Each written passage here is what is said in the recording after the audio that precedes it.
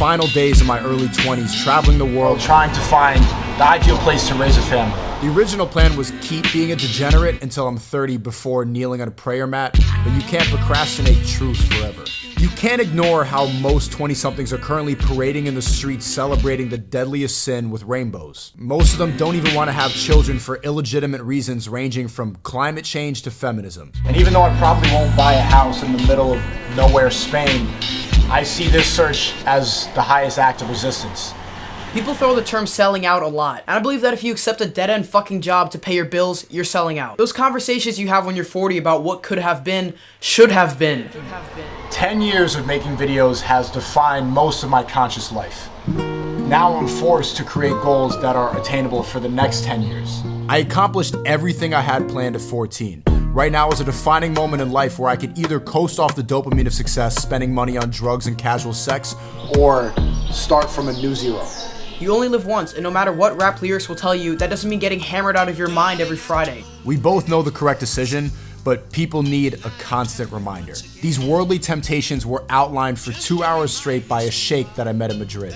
In that masjid, he slowly explained in broken English and French how drugs, sex, and filth is fun, but more important than health, it's corrupting your soul. Of course I want to be a degenerate, enjoy the fruits of my labor. I fantasize all the time about a month directly after Ramadan called Haramadan, where you can just indulge in degeneracy for 30 days straight. But that temptation is strong, but the happiness is fleeting. The highest form of human achievement is inspiration. Clearly defining your purpose and working towards accomplishing it is the only way that men can escape suicide. Seeing people on TV making something out of their lives while I'm filing reports for a corporation I despise would kill me. It took me a decade to learn the very simple truth they cannot teach in school. The world is run by satanic billionaires, and as long as we're controlled, we're underneath their spell. Almost all people fit into one of two groups. One side will mutilate their children to fit a gender ideology, and the other gets vasectomies to have meaningless sex forever. But both sides don't realize they're conforming to ideas they would have never had by following God. Everyone is coping and adjusting to the evil that rules over us.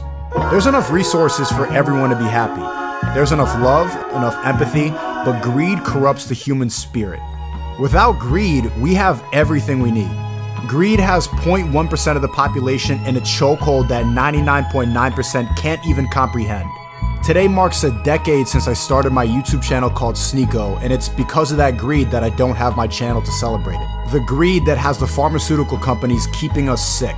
That greed that rigs elections so they maintain control. Those 10 years define an internal struggle that every person can relate to. Visually, it's defined by a rat in a maze.